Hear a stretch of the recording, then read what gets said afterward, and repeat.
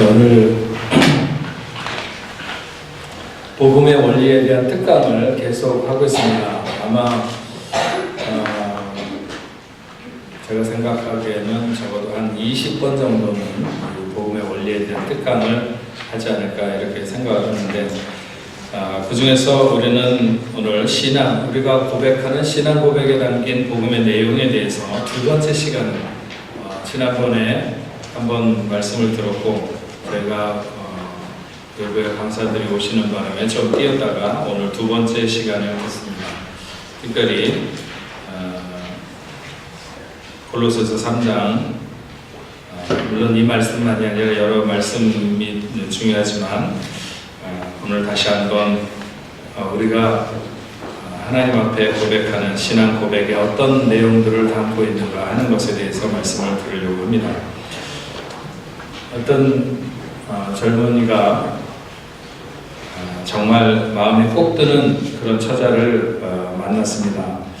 어떻게 하면 저 여인과 결혼할 수 있을까 고민을 하다가 마침내 한 가지 방법을 생각해냈습니다. 그것은 다름이 아니라 매일 장미를 선물하는 것입니다. 그래서 첫날은 한 송이, 둘째 날 두 송이, 셋째 날 세 송이, 100일째 되는 날은 100송이, 100하루째 되는 날은 101송이, 이렇게 선물을 하다가 그러기를 1년, 2년, 그래서 마침내 1000일이 돼서 1000송이를 보내던 그날 꽃을 받은 그녀가 드디어 결혼을 하기로 결심을 했습니다. 누구랑?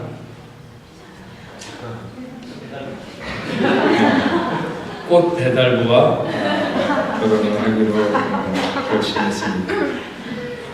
왜 그녀가 꽃 배달부와 결혼을 결심했을까?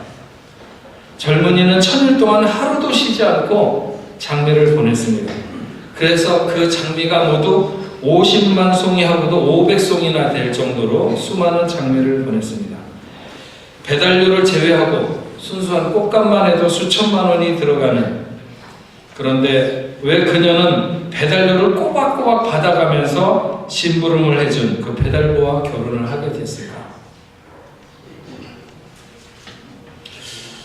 저는 우리가 하나님을 믿는 신앙이라고 하는 것이 어떤 자기가 무엇을 하는 자기 만족감이나 혹은 의무감, 이런 것으로 완성된다고 생각하지 않습니다.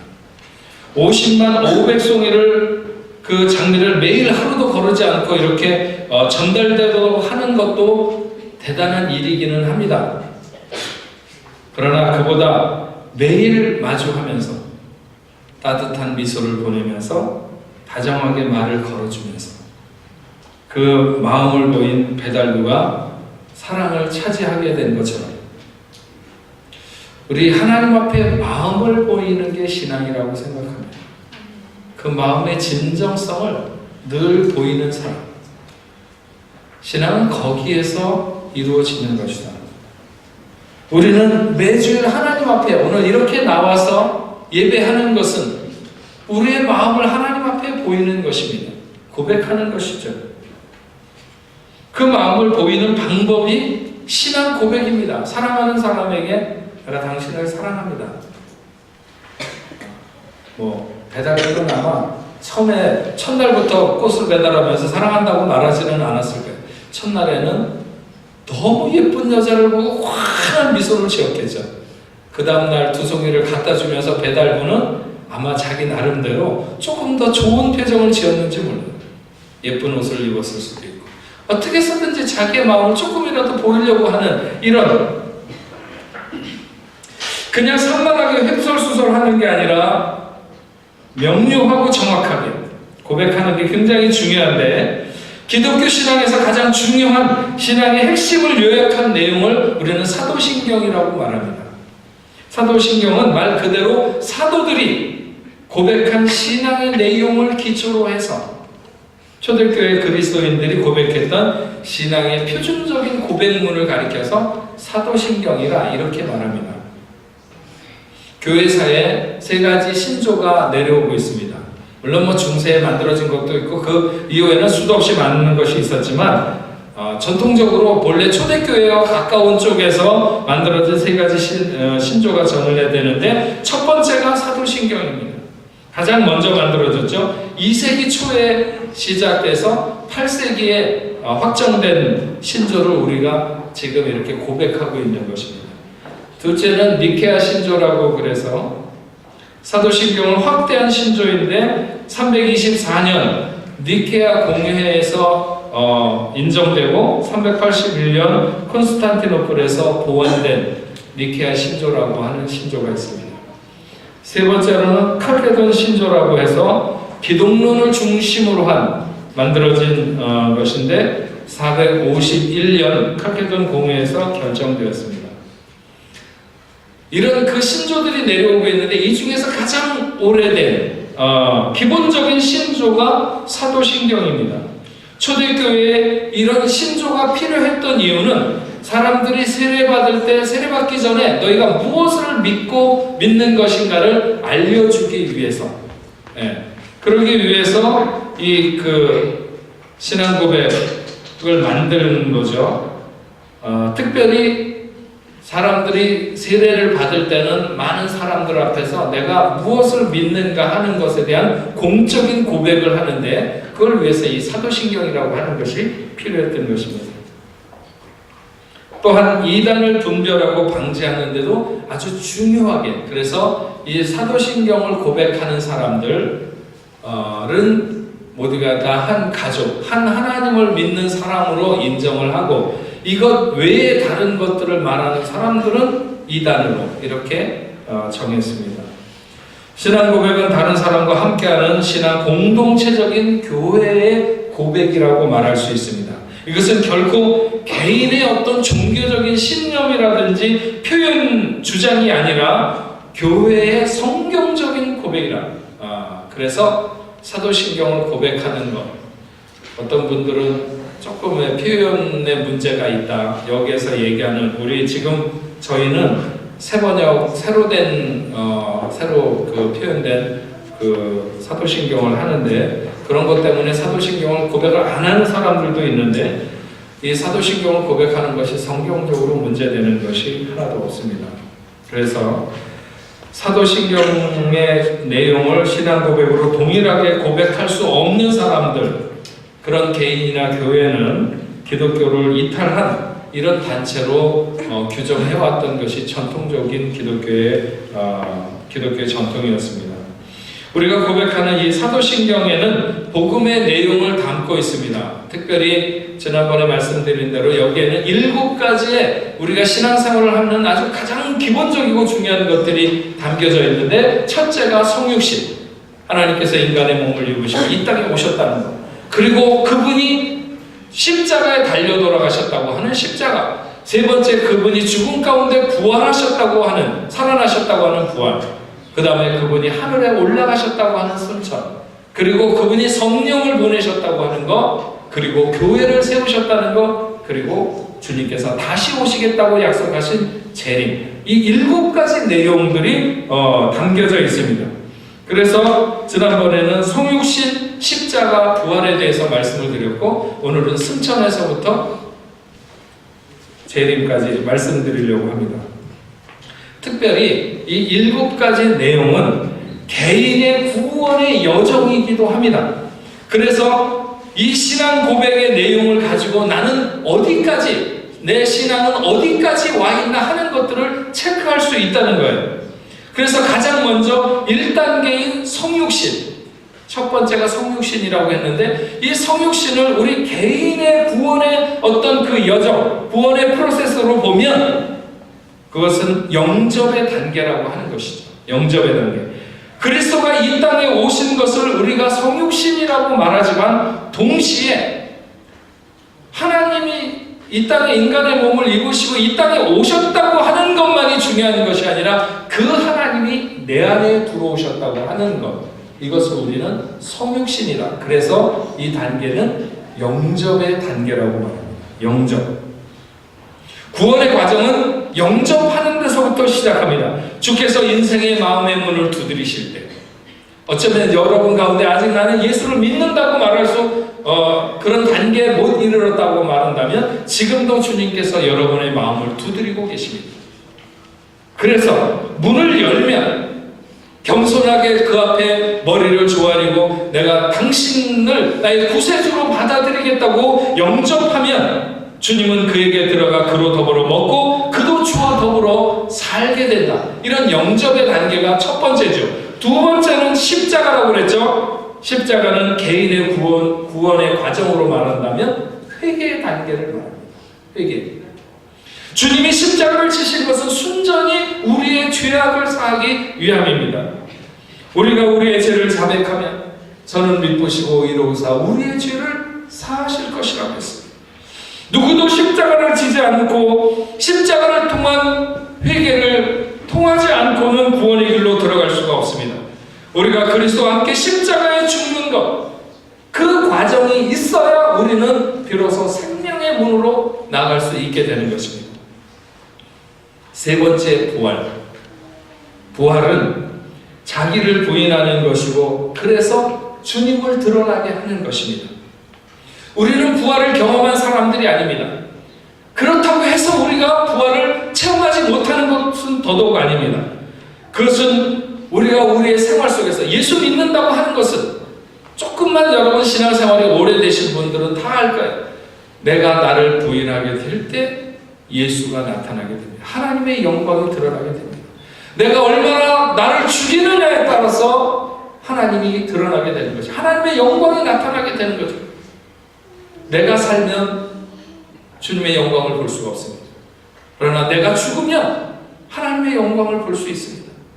수많은 우리의 삶의 여정에서 내가 살면 누군가가 나에게 못된 짓을 해서 내 마음에 분노가 치밀 때 그 분노를 그대로 쏟아놓을 만한 자격이 있는지 모르겠지만 그럼에도 불구하고 자기를 죽일 때 그 분노가 치미는 감정을 누르고 자기를 부인하게 될 때 자기가 하고 싶은 대로 하지 않을 때 그때 거기에 하나님의 영광이 나타나게 되어 있는 것입니다. 내가 죽을 때 주가 나타나게 되는 것, 이것이 바로 부활의 과정을 통해서 우리가 알게 되는 것입니다. 우리는 오늘 네 번째, 승천. 우리는 이렇게 고백합니다. 하늘에 오르시어 전능하신 아버지 하나님 우편에 앉아 계시다. 우리가 이렇게 고백하지 않습니까? 주님이 하늘에 오르셨다고 하는 승천. 제 이름이 승천이라서 다 사람들이 그냥 왜 승천 안 하고 여기 있냐 뭐 이런 농담을 자주 하는데 그 승천이 아니고 저는 하늘과 땅을 잇는다는 승천입니다. 이을 승자에 하늘 천자. 그러니까 하늘과 땅의 다리가 된다는 거죠. 뽕레프 교회 목사가 될 수밖에 없는 그 필연적인 이런 이름을 갖고 태어난 사람. 굉장히 좋죠. 하늘에 올라간다는 것보다 좋지 않습니까? 물론 나중에 여러분도 올라가고 저도 올라가고 다 올라가는 것 좋겠지만 그러나 그 전에 얼마나 좋아요. 목사로 이렇게 우리 집 사람은 아마 제 이름 때문에 반했다고 그러는 것 같기도 해요. 김승천은 너무 좋은데 사람보다 이름이 좋다. 우리 집 사람의 생각. 그 두근두근 거리는데 김승천, 승천이라는 이름만 들어요. 주님께서 하늘에 승천하신 것, 그것은 우리의 신분과 우리의 지위를 달라지게 하신 것입니다. 그리스도와 함께 하늘에 앉게 되었고 모든 통치와 권세와 능력과 주권 위에 계신 그리스도와 함께 있게 되었다고 말씀하고 있습니다. 에베소서 1장 19절에서 21절 이렇게 말씀합니다. 그의 힘의 위력으로 역사하심을 따라 믿는 우리에게 베푸신 능력의 지극히 크심이 어떠한 것을 너희로 알게 하시기를 구하노라. 그의 능력이 그리스도 안에서 역사하사 죽은 자들 가운데 다시 살리시고 하늘에서 자기 오른편에 앉히사 모든 통치와 권세와 능력과 주권과 이 세상뿐 아니라 오는 세상에 일컫는 모든 이름 위에 뛰어나게 하실 것이다. 에베소서 2장 6절에 또 함께 일으키사 그리스도 예수 안에서 하늘에 함께 하늘에 앉히시니라고 말했습니다. 그분만 하늘에 하신 것이 아니라 그분이 하늘에 올라감으로 말미암아 오늘 우리 모두의 지위가 그분 옆에 있는 지위로 이렇게 달라지게 되었다고 하는 것입니다. 하나님의 능력이 그리스도 안에서 역사해서 부활하고 승천하게 했습니다. 그리고 그분에게 역사했던 능력이 이 세상과 오는 세상의 모든 이름 위에 뛰어나게 세우셨습니다. 뿐만 아니라 예수 안에 역사하던 이 능력이 오늘 우리 안에, 지금 우리 안에 역사하신다고 말씀하십니다. 그래서 우리는 거듭난 자, 하늘의 존귀한 자로 우리의 신분이 바뀌게 되는 것이죠. 예수님의 승천은 우리의 존재를 바꾸었습니다. 그래서 이제는 우리는 다르게 살아야 됩니다. 세상 사람들과 다르게 살아야 됩니다. 생각하는 차원이 달라야 되고 삶의 성숙이 달라야 됩니다. 우리는 하늘에 속한 자라고 말하고 있습니다. 예수 그리스도께서 하늘에 올라가심으로 말미암아 그를 따르는 우리는 존재가 바뀌었다는 것입니다. 존귀한 자로 살아야 됩니다. 그리스도와 함께 살리심을 받았다면 우리는 이제 위의 것을 찾아야 된다. 우리가 성숙하면 기대하는 것이나 생각하는 것이 달라집니다. 우리의 생명이 그리스도와 함께 하나님 안에 있다고 하는 것이죠. 그리고 그리스도와 함께 영광 중에 나타나게 될 것이다. 오늘 우리가 본 본문 말씀이 그것입니다. 그러므로 너희가 그리스도와 함께 다시 살리심을 받았으면 위의 것을 찾으라. 거기는 그리스도께서 하나님 우편에 앉아 계시느니라. 위의 것을 생각하고 땅의 것을 생각하지 말라. 우리가 어디를 지향하고 무엇을 우리의 생각 속에 채우며 살아야 되는지를 말씀하고 있습니다. 너희는 이제 위의 것을 생각하고 땅의 것을 생각하지 말라. 이는 너희가 죽었고 너희 생명이 그리스도 안에서 하나님 안에 감추었습니다. 우리 생명이신 그리스도께서 나타나실 그때 너희도 그와 함께 영광 중에 나타나리라. 틀림없이 어느 날인가 이따가도 말씀드리겠지만 주님께서 다시 오시는 그날에 만약 우리가 그 전에 정말 예수 안에서 감추인 자와 같이 먼저 죽을 수도 있고, 그러나 어느 날인가 그날에 하나님의 영광 속에 나타나는 날이 있을 것입니다. 우리는 이제 주와 더불어 주님께서 하늘에 오르신 것을, 우리의 신분을 달라지게 하셨다는 사실을 우리가 분명히 기억해야 됩니다. 다섯 번째는 성령으로 오셨다는 것입니다. 우리는 이렇게 고백합니다. 나는 성령을 믿으며. 오늘 우리가 하나님 앞에 고백할 때 나는 성령님을 믿습니다.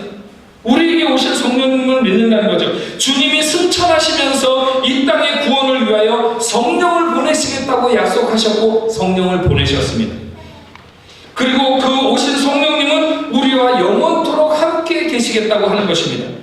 요한복음 14장 16절에 18절에 내가 아버지께 구하겠으니 그가 또 다른 보혜사를 너희에게 보내주사 영원토록 너희와 함께 있게 하리니 그는 진리의 영이라. 세상은 능히 그를 받지 못하나니 이를 보지도 못하고 알지도 못함이라. 그러나 너희는 그를 아나니 그는 너희와 함께 거하시며 또 너희 속에 계시겠습니다. 내가 너희를 고아와 같이 버려두지 아니하고 너희에게로 오리라. 성령이 오늘 여러분들 안에 계심을 믿으십니까? 네. 예. 세상 사람들에게 내가 성령님과 함께 살고 있다 그런다면 제가 미쳤나 보다, 이렇게 생각할지 모릅니다. 세상은 그를 보지도 못하고 알지도 못하지만 그러나 우리는 성령님이 우리 안에 거하시는 것을 분명히 믿습니다. 구약시대에는 성령이 오셨어도 죄를 지으면 그 성령님이 떠나셨습니다. 그래서 다윗은 시편 51편 11절에 그가 밧세바로 범죄하고 있을 때 나를 주 앞에서 쫓아내지 마시며 주의 성령을 내게서 거두지 마옵소서.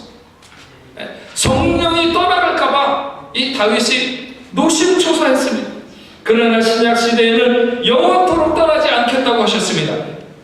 성령님께서 우리와 늘 함께 영원토록 함께 하리라. 그러므로 성령의 전은 우리 자신이고 성령은 우리 안에, 우리 마음 안에 거하시는데, 그래서 우리는 성령의 전인 우리의 마음을 늘 정결하게 지키도록 힘써야 됩니다. 성령은 우리 안에서 어떤 큰 은사와 기적 같은 것으로 우리에게 나타내시기보다는 뭐 그런 일들도 간혹 하지만 그것보다는 늘 스치는 바람처럼 세미하게 우리에게 말씀하십니다. 성령님이 우리에게 말씀하십니다. 너 이렇게 해야 되지 않겠냐? 이런 자세를 가지고 살아야 되지 않겠냐? 네 앞에 있는 사람에게 이런 자세로 대해야 되지 않겠느냐? 이런 말을 해야 되지 않겠느냐? 이런 마음을 갖는 것이 좋지 않겠느냐? 이럴 때 그분의 음성에 귀를 기울이고 그분의 음성을 따라서 하게 될 때 우리는 성령님과 교제하는 생활을 할 수 있는 것입니다. 저는 하나님이 정말 왜 우리가 늘 이렇게 말씀한다. 예, 그분은 저에게 너무 많이 말씀하시는 것 같아요. 예, 너무 많이 말씀하시는. 그런데 제가 자주 거절해요. 자주 거절해요. 예. 그분의 말씀대로 할 때도 있어요. 말씀대로 할 때도 있어요. 제일 이런 얘기하면 너무 속이 보이는 것 같아서 좀 죄송한데 어떨 때는 보면요,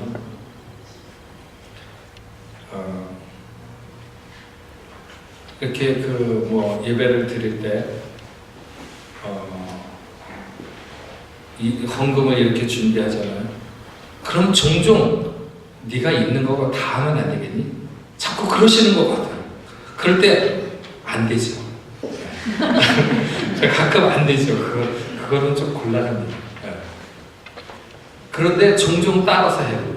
그렇게 말씀할 때 알겠습니다.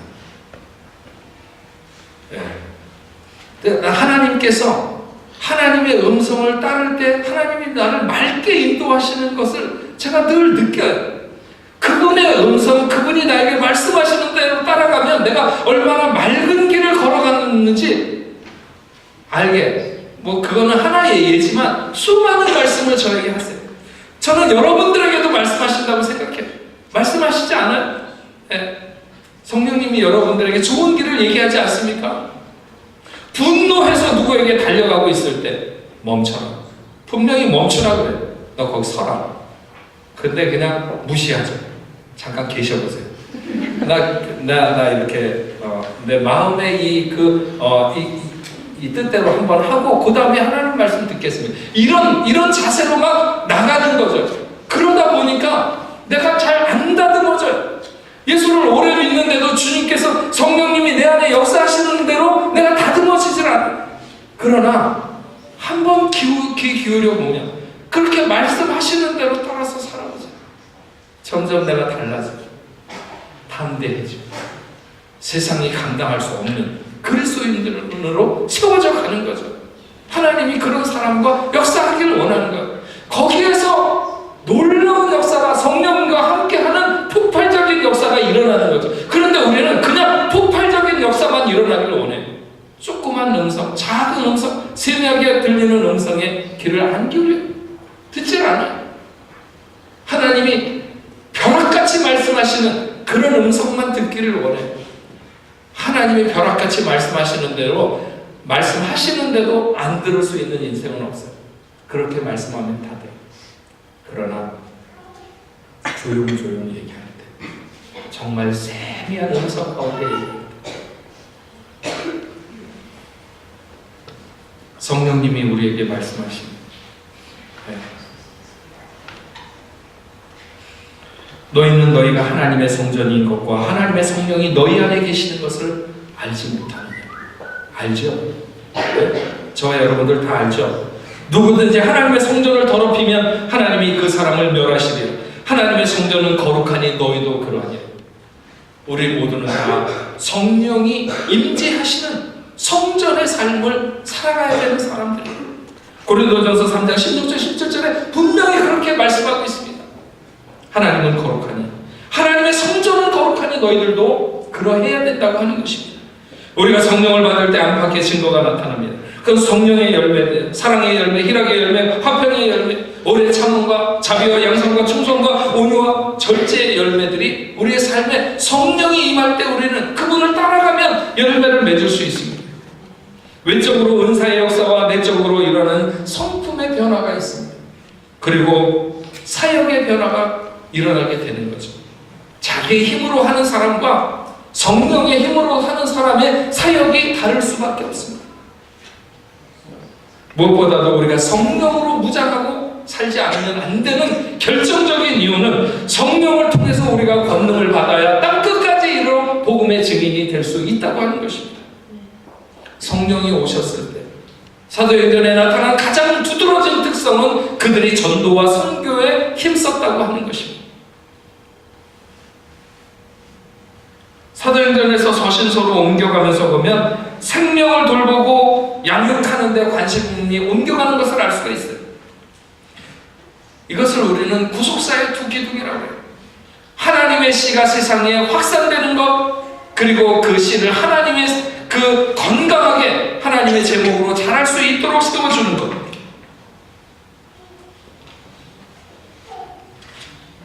성령이 우리와 함께 하실 때 우리가 이 놀라운 역사를 감당할 수 있게 되기를 소망합니다. 여섯 번째는 교회를 세우신, 그리스도의 몸인 교회를 세우시는 것입니다. 우리는 이렇게 고백합니다. 거룩한 공교회와 성도의 교제. 성령을 통해서 우리에게 은사와 직임을 주시는 이유는 그리스도의 몸인 교회를 위해서 헌신하도록 하기 위한 것입니다. 성령은 현상이 아닙니다. 그리스도의 몸을 위한 하나님의 약속입니다. 성령이 우리에게 함께할 때 우리가 무슨 이상한 일들을 할 수 있도록 하기 위해서 오신 것이 아니라 하나님의 교회를 바로 세우기 위해서 성령이 우리에게 오신 것입니다. 다 한 성령을 마시게 했고 한 성령으로 세례를 받아 한 몸, 즉 교회가 된다고 말씀하고 있습니다. 교회라고 하는 것은 우리 사람들이 하나둘 이렇게 모여서 교회가 되는 것입니다. 이 벽돌로 지어진 이 건물이 교회가 아니라 이 안에 있는 우리들이, 그런데 중요한 것은 우리가 성령으로 한 성령으로 하나 될 때 교회가 된다고 하는 것이죠. 몸은 하나인데 많은 지체가 있고 몸의 지체가 많으나 한 몸인 것 같이 그리스도도 그러하니라. 우리가 유대인이나 헬라인이나 종이나 자유인이나 다 한 성령으로 세례를 받아 한 몸이 되었고 또 다 한 성령을 마시게 하셨느니라. 고린도전서 12장 12절 13절에 말씀했습니다. 하나님은 우리에게 직분을 주신 것은 저를 목사로 세우시고 여러분들을 집사로 세우시고 장로로 세우시고 권사로 세우신 하나님께서 우리에게 어떤 직임을 주신 것, 그 이유는 성도를 온전하게 하며, 성도를 온전하게 하며 봉사의 일을 하게 하며 그리고 그리스도의 몸을 세우게 하려 합니다. 대부분의 이 자리에 앉아 계신 여러분들을 하나님께서 이 자리에 세우신 이유는 서로가 서로에게 성도를 온전하게 세워주며 봉사의 일을 하게 하며 그리스도의 몸을 세우려고 하는 우리가 하나님의 동역자라는 사실을 잊어서는 안 됩니다. 예수님이 아버지가 일하시니 나도 쉴 수 없다고 요한복음 5장 17절에 말씀하신 것처럼 우리가 하나님의 동역자들이면 우리는 주님의 몸된 교회를 위해서 부지런히 일해야 될 줄로 믿습니다. 에베소서 1장 22절 23절에 또 만물을 그 발 아래 복종하게 하시고 그를 만물 위에 교회의 머리로 삼으셨느냐. 교회는 그의 몸이니 만물 안에서 만물을 충만하게 하시는 이의 충만함이니라. 하나님 안에 있는 충만이 예수님에게로, 예수님 안에 있는 충만이 교회에게로, 교회에 있는 충만이 만물에게로 흘러가도록 하는 것이 하나님의 뜻입니다. 하나님의 최후의 승리, 원수들을 자기의 발등상 삼는 일을 교회가 감당하기를 원하는 것입니다. 다시 말하면 교회가 복음의 전진 기지가 되어서 온 세상의 모든 사람으로 다 예수의 이름 앞에 무릎 꿇게 하는, 그래서 온 세상을 다 그루터기로 만드는 이 놀라운 일을 교회에 맡기셨습니다. 그래서 오늘 우리 교회의 사명이 중요하고 우리가 이 공동체를 건강하게 하나님의 몸, 예수 그리스도의 몸답게 세워져 가야 되는 것이죠. 이 일을 위해서 우리가 부름받은 것을 분명히 기억하시는 여러분 되시길 바랍니다. 마지막 7번째, 재림입니다. 우리는 이렇게 신앙 고백합니다. 거기로부터 살아있는 자와 죽은 자를 심판하러 오십니다. 주님은 다시 오시겠다고 했고 다시 오시는 그날에는 우리를 평가할 것입니다. 마태복음 25장에 보면 주님을 만나기 위해 준비하는 사람들의 모습을 세 가지로 비유로 말하고 있습니다. 첫 번째는 열처녀의 비유를 통해서 재림을 준비하며 기다리는 사람들의 자세를 보여주는데, 기름을 준비하면 신랑을 맞을 수 있고 기름을 준비하지 않는 사람은 신랑을 맞을 수 없다는 것입니다. 무슨 말입니까? 얼마나 사모하며 기다리는, 하나님을 얼마나 그분이 다시 오시기를 사모하면서 기다리는. 요즘 조금 살기 좋아져가지고 잘 안 기다려요. 주님이 언젠가는 오시겠지만 조금 더 있다가 오시면 좋겠다, 이렇게 생각하는 사람도 있어요. 너무 고달프고 힘들면 주님 빨리 오시면 좋겠습니다, 이렇게 생각할지 모르겠지만, 많은 사람들이 별로 사모하면서 기다리질 않아요. 그러나 우리가 얼마나 사모하면서, 하나님을 사모하면서 기다리는가, 그런 자세를 말해주고 있고요. 두 번째로는 달란트 비유를 말해주고 있는데, 내가 받은 것으로 무엇을 남겼느냐 하는 것입니다. 사명을 감당하도록 하나님께서 각자에게 다 달란트를 주셨어요. 제가 이번에 오늘 예배 끝나자마자 제가 한국에 가는데, 좀 시골이에요. 우리 교회보다는 훨씬, 하여튼 교회는 크지만 어쨌든 그래도 시골이거든요. 많은 분들이 그래요. 저에게 한국 가서 목회 못할 거라고. 왜? 너무 답답해가지고. 그래서 제가 가만히 생각해보면 그래. 파리에 있는 분들은요, 대충 제가 하여튼 그냥 스치고 지나가듯이 얘기를 해도 다 알아들어요. 다 알아들어요. 내가 뭘 하고 싶다 그러면 목사님이 뭘 하고 싶은가 하는 것에 대해서 다. 한국은 아직 그렇지 않잖아요. 안 그런 동네가 많아요. 제가 이번에 가는데도 진짜 걱정돼요. 지금 확실하게 정말 잘 복음을 전할 수 있을까, 잘 알아들을 수 있을까 걱정되는데, 파리에 사는 사람들이 굉장히 달란트가 많아요. 달란트 많은 사람들 다 좋죠. 여러분들에게 능력이 있는 게 다 좋아요. 그러나 한 가지 위험이 있어요. 하나님 앞에 섰을 때 내가 너에게 그것을 주었는데 너 그것으로 무엇을 남겼느냐 말씀하시는 거죠. 그래서 여러분의 삶을 들여서 하나님 앞에 헌신할 수 있기를 바랍니다. 아껴두지 마시고, 언젠가도 얘기했지만 연탄재 발로 차지 말아라.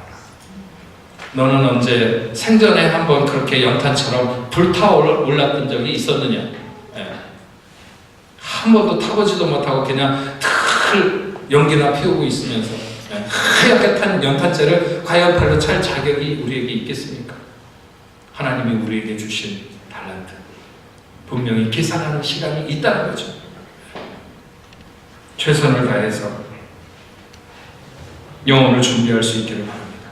세 번째 비유는 양과 염소의 비유인데, 어떤 기준으로 섬겼느냐는 거예요. 양처럼 온순하게 섬겼는지, 십자가를 지기 위해서 가는 하나님의 어린 양처럼 그런 자세로 신앙생활을 하고 섬겼는지, 아니면 염소처럼 늘 들이받으면서 자기 하고 싶은, 자기 내고 싶은 성질 다 내가면서 그렇게 섬겼는지, 주변에 있는 사람들과 어떤 만남을 가졌는지, 그 이웃들과의 관계에서 정말 영혼을 의식하면서 저 사람과 나와의 관계가 내가 앞으로 살아가야 될 영원한 관계와 함수 관계가 있다는 사실을 알고 신앙 생활을 하고 있는지, 오늘 술 치는 사람들, 교회에서 만나는 사람들, 내가 공연히 꼴보기 싫어하는 그런 사람들이 내가 영원한 나라를 살아가는 그 삶과 필연적인 관계를 가지고 있다는 사실을 오늘 우리가 알고 살아가는지, 우리가 분명히 깨달아야 됩니다. 대인관계에서 우리는 어떤 자세를 가지고 살아갈 것입니다. 그런 관계 속에서도 우리는 주님을 기다리는 재림의 신앙을 찾아야 될 줄로 믿습니다. 주님이 이 땅에 처음 오실 때는 섬기는 자로, 어린 양으로, 종으로 오셨습니다. 하지만 그분이 다시 오실 때는 희고 깨끗한 세마포 옷을 입고 천군과 천사의 호의를 받는 왕으로 다시 오실 것입니다. 그리고 그날에는 반드시 그에게 맡겼던 일들을 계산하는 시간이 올 것입니다. 주님의 마지막 일정, 그것은 재림입니다. 이 마지막 약속의 성취를 위해서 오늘 우리는 얼마나 씨를 뿌리며 주의 음성에 순종하고 있는지, 하나님의 나라를 위해서 얼마나 교회를 세우기에 열심을 냈는지, 언젠가 주님 앞에 섰을 때 주님이 물으실 때 잘했다 칭찬받는 그날을 맞을 수 있도록 우리가 오늘도 최선을 다해야 될 줄로 믿습니다. 앞에서 말했죠. 신앙 고백은 우리의 개인의 구원의 여정과 마찬가지라고 했는데, 승천은 우리가 존귀한 아들이 되고 하나님과 화목한 관계를 유지하는 것을 말합니다. 성령으로 오시는 것은 우리에게 기름 부으심과 몸과 마음 안에서 주권을 드리고 그분의 임재를 경험하면서 그분과 동행하는 삶을 말하는 것입니다. 주의 몸된 교회를 세우신다고 하는 것은 우리를 교회 안에 지체로 삼으셔서 하나님의 동역자가 된다고 하는 것입니다. 어떤 사람은 이제 주님을 영접하는 사람입니다. 어떤 사람이 이제 십자가를 통과하고 있는 사람이 있을 수도 있지만, 우리는 하나님의 동역자가 되는 수준에까지 나가야 될 줄로 믿습니다. 그리고 마지막 재림은 보상과 심판의 단계로 결국 하나님께서 우리를 칭찬하시며 그분의 품에 안으실 것입니다. 우리가 늘 고백하는 사도신경이 바로 이런 복음의 내용들이 담겨져 있습니다. 이 시간 우리 다시 한번 새로운 마음으로 우리 사도신경을 신앙 고백하는 그런 시간을 갖도록 하겠습니다. 한번 주보를 참조하시고 우리 같이 지금까지 들은 말씀을 생각하면서 또박또박 우리 고백 한번 할 수 있길 바랍니다. 하나님을 사랑하는 마음으로, 하나님, 나는 당신을 이렇게 고백합니다. 이런 마음으로 우리 같이 한번 읽도록 하겠습니다. 시작. 나는 전능하신 아버지 하나님 천지의 창조주를 믿습니다. 나는 그의 유일하신 아들 우리 주 예수 그리스도를 믿습니다. 그는 성령으로 잉태되어 동정녀 마리아에게 나시고 본디오 빌라도에게 고난을 받아 십자가에 못 박혀 죽으시고 장사된 지 사흘 만에 죽은 자 가운데서 다시 살아나셨습니다. 하늘에 오르시어 전능하신 아버지 하나님 우편에 앉아 계시다. 거기로부터 살아있는 자와 죽은 자를 심판하러 오십니다. 나는 성령을 믿으며 거룩한 공교회와 성도의 교제와 죄를 용서받는 것과 몸의 부활과 영생을 믿습니다. 아멘. 기도하겠습니다. 하나님 아버지 감사합니다.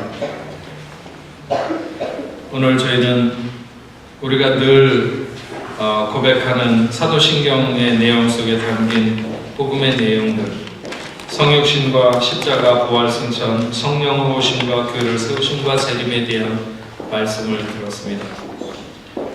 오늘 우리는 이 구원의 여정에서 어느 단계에 있는지 다시 한번 돌아보며, 하나님, 정말 칭찬받는 그날을 위하여 하나님의 동역자로 세워지는 순간까지 나아가기를 원합니다. 저희들을 축복하여 주옵소서. 또한 특별히 복음의 내용을 세상 앞에 적용하며 오늘 우리에게 맡겨진 귀한 사명 앞에 세움받는 하나님의 귀한 종들이 다 되게 하여 주옵소서. 하나님께서 저희들에게 기대하시는 정말 세상으로 복음을 깨우며 나가서 하나님의 생명의 씨를 전하고 또 건강하게 양육하고 살려내는 그런 일들을 맡기신 귀한 사명을 잘 감당하는 저희들 되게 하시고 우리 교회 공동체가 될 수 있도록 하나님 역사하여 주시옵소서. 하나님의 뜻이, 하나님의 기대가 오늘 우리에게 머물고 또 우리 교회에 머무는 것을 저희가 분명히 믿습니다. 아버지 하나님, 저희들 한 명 한 명 하나님 앞에 바로 세워지는 놀라운 역사가 있게 하여 주옵소서. 예수님의 이름으로 기도합니다. 아멘.